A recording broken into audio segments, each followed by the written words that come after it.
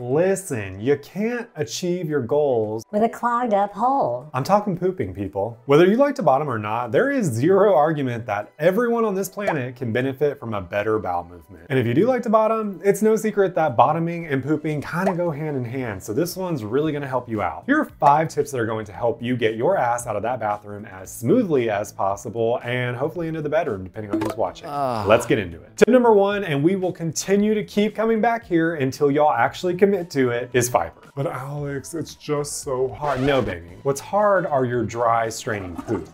Most people only get about 15 grams of fiber a day, which is a measly 50% of your daily value. Fiber acts kind of like a street sweeper in your colon. It bulks your stool up, pulling any debris along with it along its journey, but it also pulls water into your colon, softening your stools and making them really easy to pass. The fiber also helps massively with your body's bowel regularity.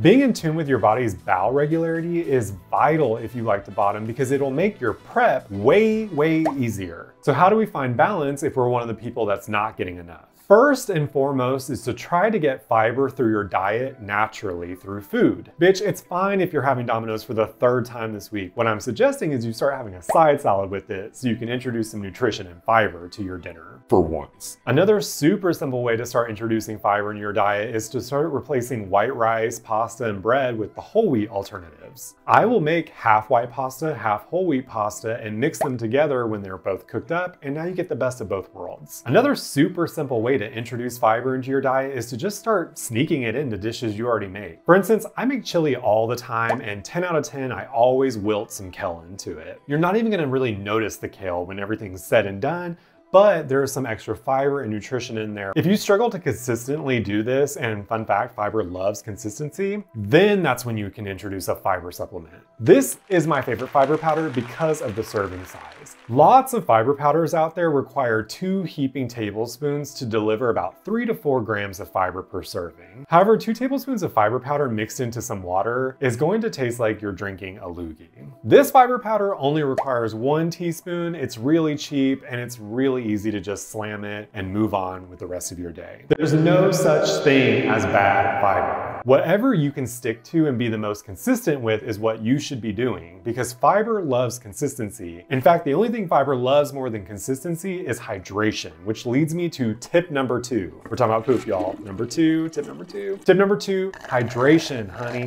Hydration is another one of those funny things where everyone can benefit from it, not just people that bottom. But also, did you know that all the fiber that you have been taking hasn't been working right because you're not hydrated? Like I said earlier, fiber draws water into your colon. So if you're not properly hydrated, fiber powder could actually be working against you and making you constipated. Ugh.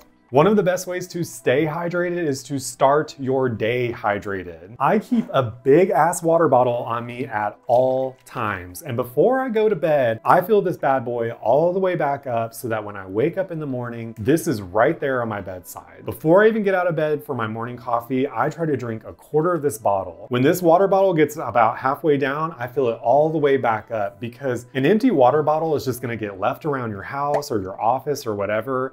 And then before you know it, you're already not drinking water again. Filling this back up is gonna keep you in the habit of getting the hydration you need. And if you're still drinking from single-use water bottles, now's the time to get your act together and get a water bottle the size of your goddamn torso. Tip number 3, and this is so important for everyone, not just people that bottom, stop straining on the toilet. You're not pushing out a goddamn baby on the toilet, so stop giving it your all. Now I know this might trigger some of y'all, but one of the best ways to get on board is to start leaving your phone behind when you go number 2. When you're scrolling through TikTok or Instagram or checking your emails and text messages when you're on the toilet, you're not focusing on the task at hand, getting the literal shit out of your body. Another problem with being on your phone when you're on the toilet is that some of those emails and texts and whatnot might piss you off. Something on social media you might see might annoy you. That is going to lend to your straining naturally. Duh. Focus. Give yourself space and time to just be present and poop. That's it. No more multitasking while pooping. Now, if you're stoic as f on that commode, but you still feel like you're pushing a boulder up a hill, now it's time to introduce mooing. Yes, bitch, like a cow. Pelvic floor therapists swear by this, and this power bottom lives by it. The technique is technically called bulge embrace, but moo and poo is exactly how it sounds. When you moo on the toilet, you activate your pelvic floor muscles and you generate pressure in your abdomen so that you're not straining on the toilet. Major bonus points if you can prop your knees up while you go for a quick, strain-free, satisfying, empty feeling. For once, feeling empty on the inside is a good thing.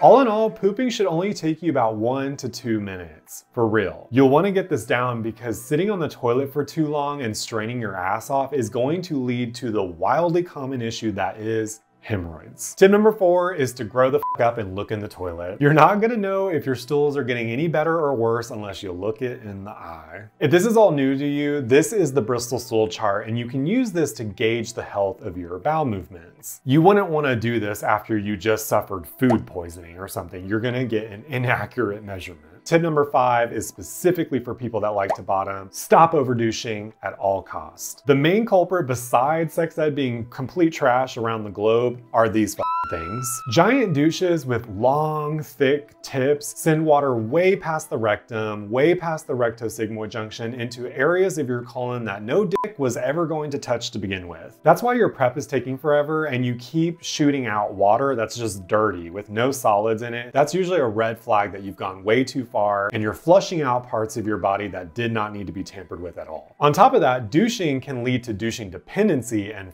with your regularity. When a poop enters your rectum, it usually sends a signal up to your brain saying, hey, we're full down here, we need to empty. But when you take these big douches with these long, thick tips and you insert them in and you're flooding out your bowels and all that, it starts to confuse those nerves over time. That's a problem if you like to bottom because you don't really know when there's poop or not in your rectum to be emptied. The sensation is kind of getting diluted by all these other bad habits. It's a lot healthier to know that you've already gone to the bathroom today. It was a really good stool, it was a really bad stool, and then you can decide if you need to even douche at all later on, rather than always relying on it because you're not really in tune with your gut or butt and its schedule. But never fear, you can get your regularity back. This isn't permanent, you just gotta change your habits. It's up to you to own where you're at. And just be honest with yourself. It's just you and you. Just be honest with where you're at. One of the easiest ways to address this besides fiber is to start using a much smaller bulb. They make prep time way, way easier because there's not too much water, the tip's not too long. Less is more when it comes to douching,